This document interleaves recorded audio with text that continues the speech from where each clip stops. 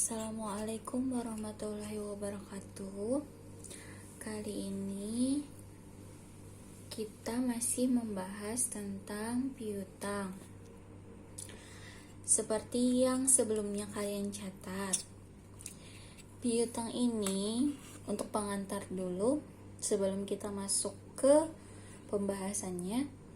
Piutang ini adalah salah satu kalau masuk di dalam kelompok aktiva lancar. Apa yang dimaksud aktiva lancar? Kalian masih ingat? Apa saja yang masuk kelompok aktiva lancar? Nah, itu akan menjadi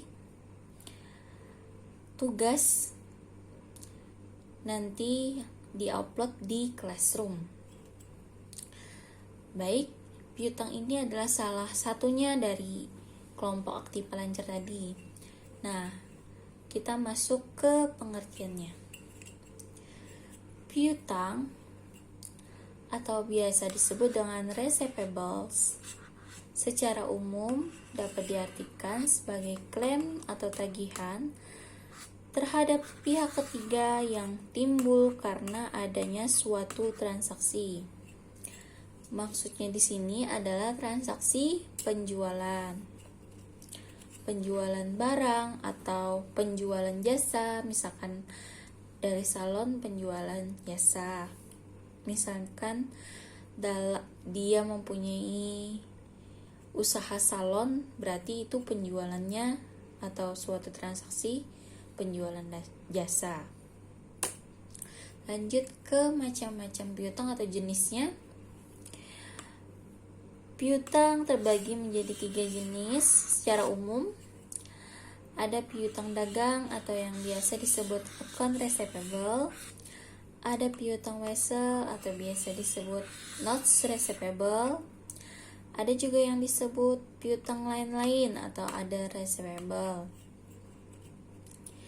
Nah, ketiga ini adalah jenis-jenis piutang. Jika dikasih pertanyaan, berapa jenis piutang? Berarti ada 3, ada piutang dagang, ada piutang wesel, dan piutang lain-lain. Lanjut kita ke pengertiannya.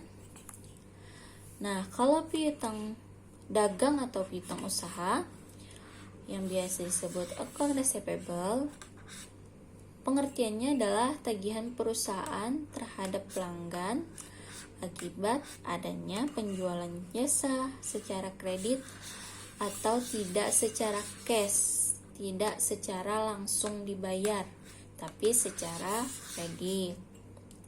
Sedangkan piutang wesel atau yang biasa disebut notes receivable adalah perjanjian tertulis debitur kepada kreditur untuk membayar sejumlah uang yang tercantum dalam surat perjanjian. Jadi perbedaannya, jika piutang usaha tidak ada perjanjian tertulis, kalau ada perjanjian tertulis berarti itu termasuk dalam piutang wesel. Surat perjanjian pada waktu di masa akan datang. Umumnya piutang wesel berjangka waktu lebih dari 60 hari. Lanjut. Nah, yang seperti pian catat kemarin, kalau untuk penggolongan piutang lain-lain sangat banyak. Tapi kalau untuk pengertiannya, piutang lain-lain adalah piutang yang bukan termasuk piutang dagang atau usaha ataupun piutang wesel. Jadi yang bukan itu berarti dikelompokkan sebagai piutang lain-lain atau other receivable. Contoh-contoh piutang bisa kalian baca, bisa juga kalian baca di catatan sebelumnya. Itu lengkap dengan pengertian masing-masing dari piutang yang ada disebutkan di sini. Lanjut. Dan ini adalah penyajian transaksi. tabel penyajian transaksi ini harus kalian ingat. Biasanya di dalam piutang, dokumen-dokumen yang sering terjadi ada 4, seperti yang di tabel ini. Ada faktur penjualan, ada memo kredit, ada bukti memorial, dan ada bukti kas masuk. Nah, faktur penjualan ini biasanya muncul karena ada penjualan secara kredit atau penjualan yang tidak secara langsung dibayar.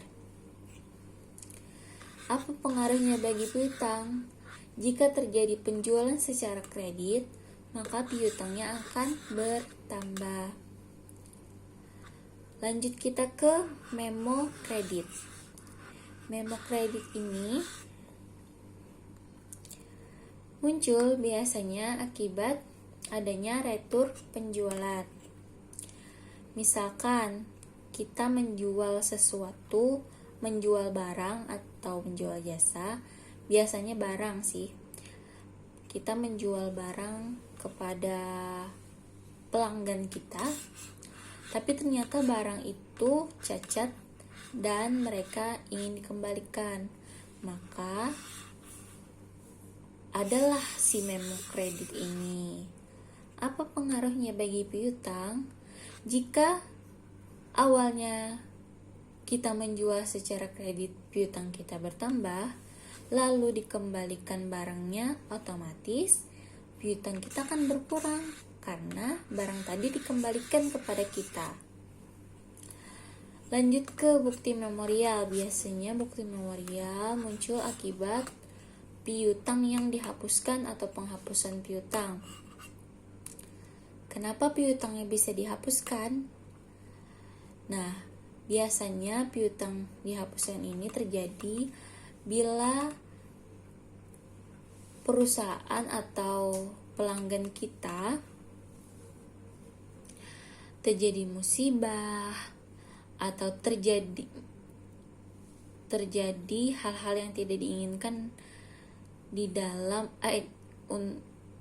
terjadi hal-hal yang tidak diinginkan terhadap pelanggan kita, sehingga dia tidak mampu membayar si piutang tadi. Maka untuk itu ada bukti memorial tadi. Apa pengaruhnya bagi piutang kita? Pasti akan berkurang juga, karena sudah awalnya ada piutang tapi dihapus, jadinya berkurang lagi deh piutangnya. Lanjut ke bukti kas masuk. Nah, untuk bukti kas masuk ini salah satu dokumen yang ada apabila terjadi pelunasan piutang atau pembayaran dari piutangnya. Kita sudah menjual barang secara kredit, orang itu membayar barang yang kita jual tadi secara kredit tadi.